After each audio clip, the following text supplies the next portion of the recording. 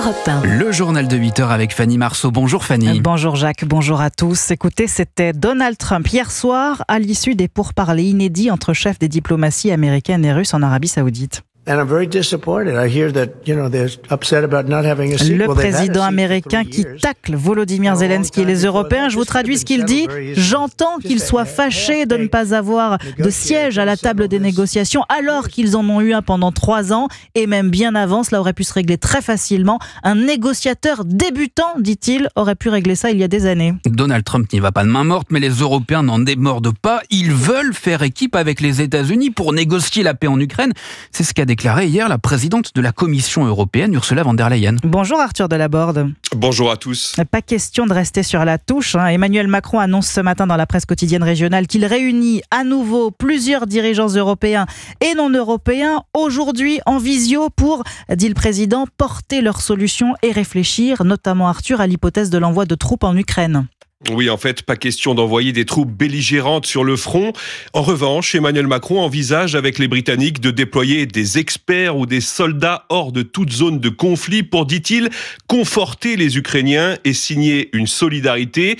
Autre scénario à l'étude, envoyer des casques bleus sous l'égide des Nations Unies pour mener une opération de maintien de la paix dans le cadre des négociations menées par les Russes et les Américains. Et pour évoquer ces différentes possibilités et leur présenter les initiatives qu'il défend, le chef de l'État annonce qu'il recevra dans les prochains jours les forces politiques françaises. Arthur, même si les Européens sont inquiets que la paix se négocie sans eux, Emmanuel Macron reconnaît tout de même ce matin dans la presse que Donald Trump peut réamorcer un dialogue utile avec Vladimir Poutine. Effectivement, il dit que le président américain joue, je cite, un rôle décisif pour permettre une négociation et la fin de ce conflit. Emmanuel Macron explique que Donald Trump recrée de l'ambiguïté stratégique pour le président Poutine, là où son prédécesseur Joe Biden avait dit que jamais il n'enverrait de troupes sur le terrain. L'incertitude peut aider à faire pression, dit Emmanuel Macron, qui se dit par ailleurs prêt à reparler avec Vladimir Poutine, lui qui fut l'un des derniers dirigeants à appeler son homologue russe régulièrement au téléphone après le début de la guerre, avant de couper tout contact, le dit désormais clairement, au moment où cela sera opportun dans le cycle des négociations à venir. Évidemment, je lui reparlerai si c'est utile à la situation. Merci beaucoup Arthur Delaborde du service politique d'Europe 1. Notez, c'est une première que le Kremlin a dit hier reconnaître le droit de l'Ukraine à rejoindre l'Union européenne, mais pas l'OTAN. Je suis sans salle. Les mots projetés sur la façade de l'Institut du monde arabe hier soir lors d'une réunion de soutien à l'écrivain franco-algérien. 3 mois que Boualem Sansal est détenu en Algérie pour des propos tenus dans la presse française. Hier, des auteurs, des politiques, de nombreux amis se sont réunis pour appeler à sa libération et demander à Emmanuel Macron de cesser sa bienveillance constante à l'égard de l'Algérie. L'ancienne ministre Noëlle Lenoir, présidente du comité de soutien de Boualem Sansal, était l'invitée d'Europe 1 ce matin. Nous sommes dans la défense d'un détenu d'opinion français, qui est le meilleur promoteur de la culture française et du modèle français de laïcité, et que la France ne doit pas laisser tomber. Et donc nous demandons au président de la République de revoir les relations franco-algériennes et de mettre dans ce rééquilibrage des relations franco-algériennes, notamment les visas, le problème de l'expulsion des Algériens qui menacent gravement l'ordre public, qu'il y ait une demande insistante, publique et solennelle, avec des mesures de levier, c'est-à-dire de rétorsion possible, pour libérer Boualem, qui a 80 ans. Il faut que le président de la République, dont c'est la responsabilité, en politique étrangère, réagisse comme il se doit, d'une manière forte. Noëlle Lenoir sur Europe 1 ce matin à 7h10, interview à retrouver sur europe1.fr. En Israël, Fanny, l'inquiétude de tout un peuple après l'annonce par le Hamas de la mort des 2 plus jeunes otages. Kfir Bibas, son frère Ariel et leur mère Shiri, au moment de leur enlèvement par les terroristes islamistes, ils avaient 9 mois, 4 ans et 35 ans. Les terroristes ont annoncé hier que leurs dépouilles seraient rendues ce jeudi. Bonjour Frédéric Simon. Bonjour Fanny, bonjour à tous. Correspondant d'Europe 1 à Tel Aviv, les autorités n'ont pas confirmé la mort de ces 3 otages, mais en attendant sur place, l'émotion et la colère dominent.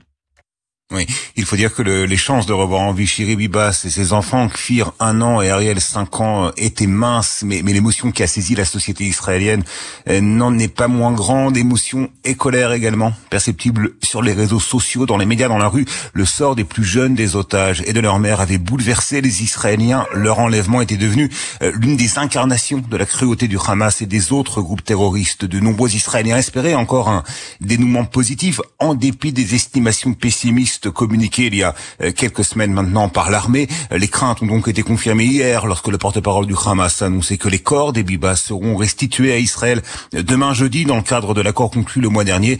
La famille se dit bouleversée, mais elle précise qu'elle est toujours en attente d'une confirmation officielle.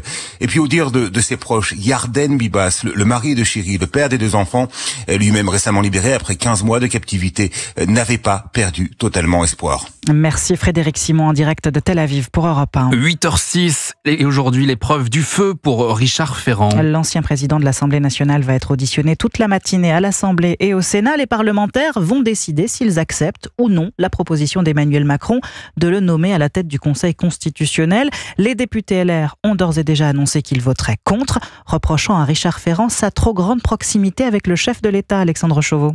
La droite met clairement en cause l'absence supposée d'impartialité de Richard Ferrand et redoute sa mainmise sur l'institution, car depuis plusieurs années, le Conseil constitutionnel est accusé de rendre des jugements plus politiques que juridiques. Laurent Wauquiez, le président du groupe LR à l'Assemblée. Le risque, c'est qu'avec Richard Ferrand se reproduise ce qu'on a connu avec Laurent Fabius, c'est-à-dire tout simplement un Conseil constitutionnel qui ne juge plus en droit, mais avec une dérive idéologique. Et compte tenu de l'opposition de la gauche à Richard Ferrand et celle probable du RN, la responsabilité de sa nomination rue de Montpensier revient aux sénateurs LR, lesquels disposent d'une totale liberté de vote. Ça va être très serré, confie un conseiller de la Chambre haute, car si les sénateurs font d'habitude preuve de plus de clémence dans ce type de nomination, beaucoup ont encore en travers de la gorge les articles de la dernière loi immigration retoqués par le Conseil constitutionnel. Richard Ferrand est auditionné dès 8h30 à l'Assemblée, puis dans la foulée au Sénat, avec un résultat attendu autour de 13h. Alexandre Chauveau. Le football et la Ligue des Champions. Élimination hier soir de Monaco après son match nul 3-3 face au Benfica Lisbonne. Et ce soir, affiche gourmande, on peut le dire. Paris-Brest, match de barrage retour dont le PSG est favori. Les Brestois, après leur défaite au match aller, ont moins d'1% de chance de s'imposer. Une victoire semble mission impossible, Cyril de la Morinerie. Oui, sauf miracle, Paris va se qualifier. Le PSG n'a jamais perdu par plus de 3 buts d'écart depuis 14 ans. Les Parisiens ont battu à 3 reprises les Bretons cette saison, inscrivant 11 buts au total. Paris est un rouleau compresseur, invaincu depuis novembre dernier. Le club parisien a d'ailleurs signé 15 victoires lors de ses 16 derniers matchs. Paris, c'est aussi un jeu offensif, emmené par des attaquants imprévisibles comme Dembélé et Barcola, mais le petit poussé de la compétition veut s'offrir une belle sortie, explique l'entraîneur du Stade brestois, Éric Roy. On sait très bien que Brest va pas gagner la Ligue des Champions, mais ce qui est important, c'est les matchs qu'on va laisser aussi. C'est surtout, je pense qu'elle a redonné le goût à beaucoup d'amoureux du foot, qui quelque part, des fois, sont un petit peu désabusés du football business. Si jamais on pouvait faire ne serait-ce qu'un bon résultat, accrocher cette équipe du Paris Saint-Germain, finir de cette manière, c'est vrai que ça serait, je pense, satisfaisant pour les supporters brestois. Plusieurs milliers de fans du Stade brestois vont se rendre ce soir au Parc des Princes pour entendre sans doute une dernière fois l'hymne de la Ligue des Champions. Ce sera une grande fête pour dire merci aux héros bretons. Cyril de la Morinerie. C'était le journal de 8h de Fanny Marceau.